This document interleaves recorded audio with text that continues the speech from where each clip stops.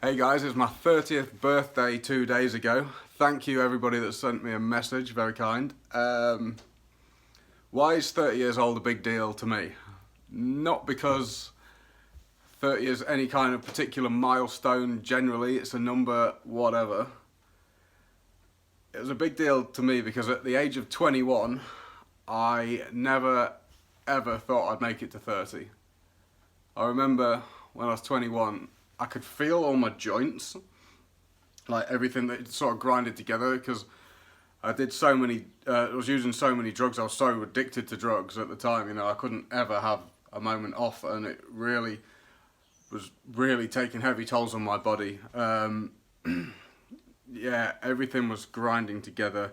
I felt like shit all the time. I was so frustrated and depressed that I couldn't actually not use drugs, and I just didn't see any way that I could do another 9 years.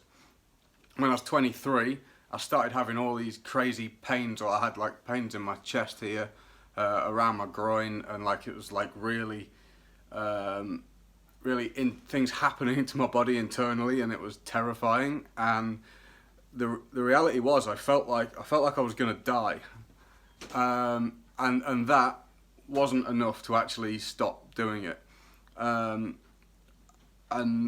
getting leaving England and actually getting away was the only thing that was actually going to do anything for me. It was like rehab for me. It wasn't like I went on holiday to Australia. It was like I went there.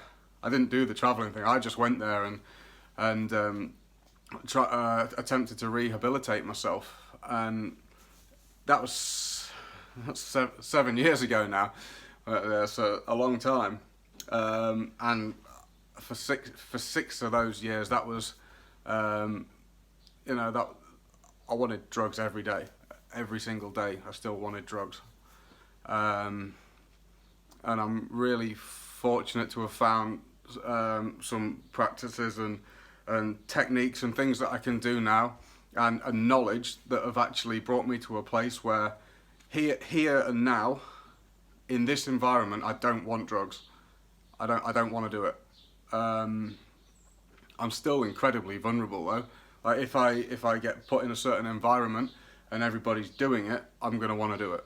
So that's where you have to have a little bit of sense to keep yourself safe and in good environments. I know I'm coming back to England this summer, and that's going to be really challenging for me because there's a part of me inside that it's like it really wants to do that, but I know where that goes. I know what happens if I do that.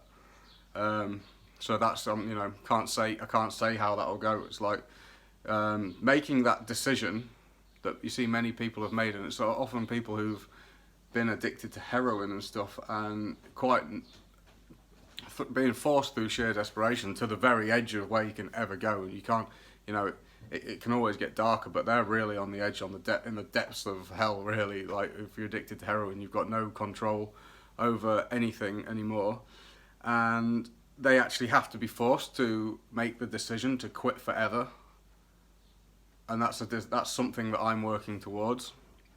Not just drugs, but alcohol as well, and any of these destructive things that actually allow your mind to completely control you and create addictive patterns.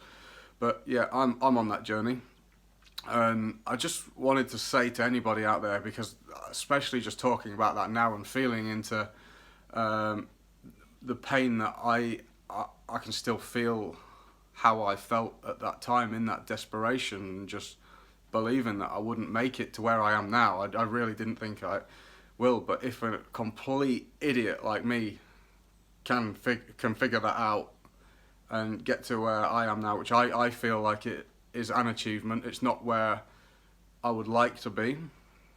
It's a journey, to get into that point. It takes a long time, but to get to where I am now, there are practical steps that you can take, and decisions that might seem like they are big, like the decision to just get yourself out of an environment that is essentially sending you to the grave fast, in a way that's just suffering start to finish. Using drugs removes you from that suffering for a bit, and then it just slams you down down hard back into it, and it just gets deeper and deeper and deeper with more shit piled on top of you. So, you know, the sooner you make that difference. Like, it took me 6 years sober away from that, and I still was wanting to do it every day, and I was still suffering from that.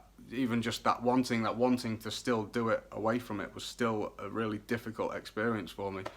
Now I feel like I am turning a corner, and you can get there. So I just wanted to say to anybody who is there now, there's hope and there is light, that you can get yourself out of that, and you don't have to be stuck in that situation forever. But you do have to make a big decision. The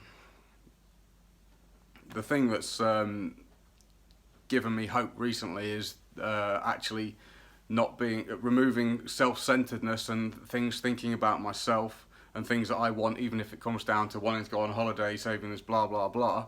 Not just me being the focus of things, but actually, especially when you're becoming mentally ill, anxious, or any of symptoms of mental illness, is thinking, what can I do for other people? What skill set do I have that other people can benefit from? Because everybody knows something that someone else could benefit from. So if you can take that and you can give that to other people, and give as much as you can, sensibly, then it will make changes in your life. So again, thank you for everybody who wished me happy birthday. Thank you for making it to 30, because it does seem like a big deal to a lot of people, and it's definitely a big deal to me in this case. So thank you, and keep on trucking.